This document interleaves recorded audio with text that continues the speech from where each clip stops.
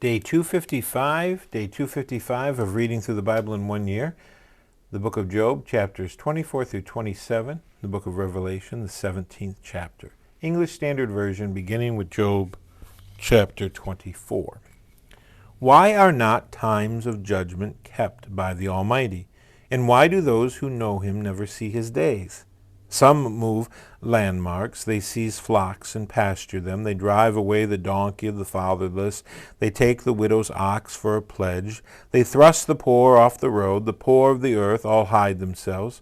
Behold, like wild donkeys in the desert, the poor go out to their toil, seeking game. The wasteland yields food for their children, they gather their father in the field, and they glean the vineyard of the wicked man. They lie all night naked without clothing. They have no covering in the cold. They are wet with the rain of the mountains, and cling to the rock for lack of shelter. There are those who snatch the fatherless child from the breast, and they take a pledge against the poor. They go about naked without clothing. Hungry, they carry the sheaves. Among the olive rows of the wicked they make oil. They tread the wine presses, but suffer thirst. From out of the city the dying man groans, and the soil of the wounded cries for help. Yet God charges no one with wrong. There are those who rebel against the light, who are not acquainted with its ways, and do not stay in its paths. The murderer rises before it is light, that he may kill the poor and needy, and in the night he is like a thief. The eye of the adulterer also waits for the twilight, saying, No eye will see me.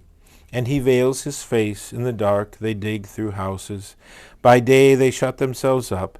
They do not know the light, for deep darkness is morning to all of them, for they are friends with the terrors of deep darkness. You say, Swift are they on the face of the waters. Their portion is cursed in the land. No treader turns toward their vineyards. Drought and heat snatch away the snow waters. So does Sheol those who have sinned. The womb forgets them. The worm finds them sweet. They are no longer remembered. So wickedness is broken like a tree. They wrong the barren, childless woman, and do no good to the widow.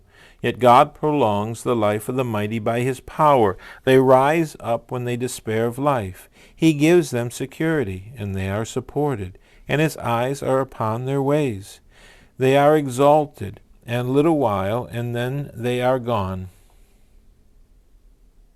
They are brought low and gathered up like all the others. They are cut off like the heads of grain. If it is not so, who will prove me a liar and show me that there is nothing in what I say? Chapter 25. Then Bildad the Shuhite answered and said, Dominion and fear are with God. He makes peace in his high heaven. Is there any number to his armies? Upon whom does his light not arise? How then can man be in the right before God? How can he who is born of woman be pure? Behold, even the moon is not bright, and the stars are not pure in his eyes. How much less man, who is a maggot, and the Son of Man, who is a worm? Then Job answered, and he said,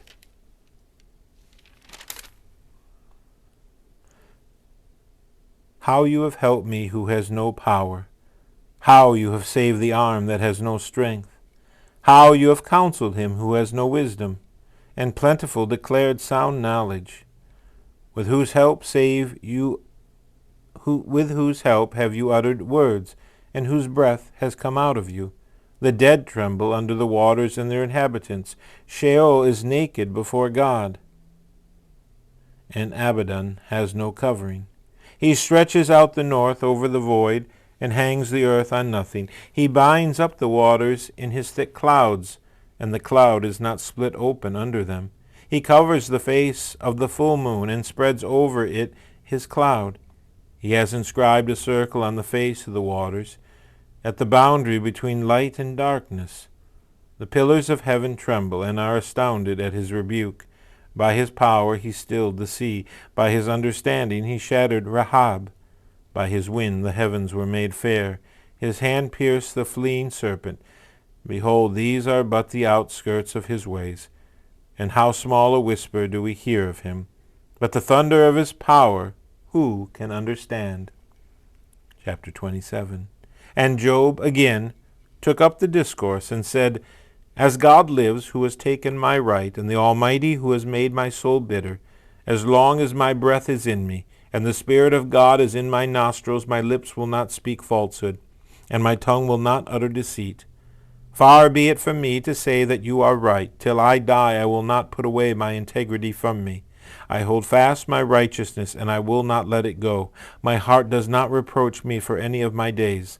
Let my enemy be as the wicked, and let him who rises up against me be as the unrighteous.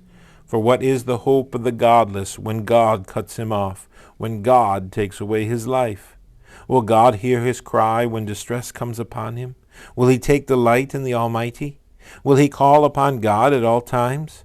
I will teach you concerning the hand of God. What is with the Almighty I will not conceal.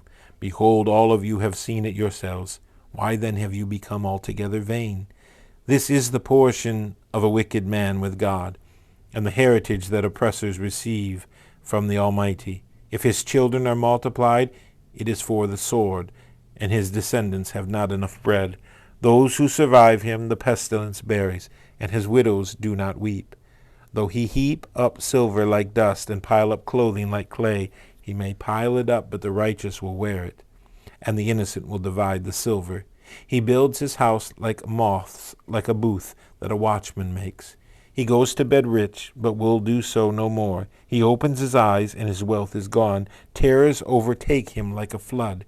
In the night a whirlwind carries him off. The east wind lifts him up, and he is gone. It sweeps him out of his place. It hurls at him without pity. He flees from its power in headlong flight. It claps its hands at him and hisses at him from its place. And now Revelation, the 17th chapter. Then one of the 7 angels who had the 7 bowls came and said to me, Come, I will show you the judgment of the great prostitute, who is seated on many waters, with whom the kings of the earth have committed sexual immorality, and with the wine of whose sexual immorality the dwellers on earth have become drunk. And he carried me away in the Spirit into a wilderness, and I saw a woman sitting on a scarlet beast that was full of blasphemous names, and it had 7 heads and 10 horns. The woman was arrayed in purple and scarlet, and adorned with gold and jewels and pearls, holding in her hand a golden cup full of abominations and the impurities of her sexual immorality. And on her forehead was written a name of mystery, Babylon the Great, mother of prostitutes and of earth's abominations. And I saw the woman drunk with the blood of the saints, the blood of the martyrs of Jesus. When I saw her, I marveled greatly, but the angel said to me, Why do you marvel? I will tell you the mystery of the woman and of the beast with 7 heads and 10 horns that carries her. The beast that you saw was, and is not, and is about to rise from the bottomless pit and go to destruction. And the dwellers on earth whose names have not been written in the book of life from the foundation of the world will marvel to see the beast, because it was, and is not, and is come. This calls for mind with wisdom. The 7 heads are 7 mountains on which the woman is seated. They are also 7 kings, 5 of whom have fallen. One is, the other has not yet come. And when he does come, he must remain only a little while. As for the beast, that was and is not, it is an 8th, but it belongs to the 7, and it goes to destruction. And the 10 horns that you saw are 10 kings, who have not yet received royal power, but they are to receive authority as kings for 1 hour together with the beast. These are of one mind, and they hand over their power and authority to the beast. They will make war on the Lamb, and the Lamb will conquer them, for he is Lord of lords and King of kings, and those with him are called and chosen and faithful. And the angel said to me, The waters that you saw, where the prostitute is seated, are peoples and multitudes and nations and languages. And the 10 horns that you saw, they and the beast will hate the prostitute, They will make her desolate and naked, and devour her flesh and burn her up with fire. For God has put it into their hearts to carry out his purpose by being of one mind and handing over their royal power to the beast, until the words of God are fulfilled. And the woman that you saw is the great city that has dominion over the kings of the earth. That's the end of day 255, Job, chapters 24 and 27, and the book of Revelation, the 17th chapter.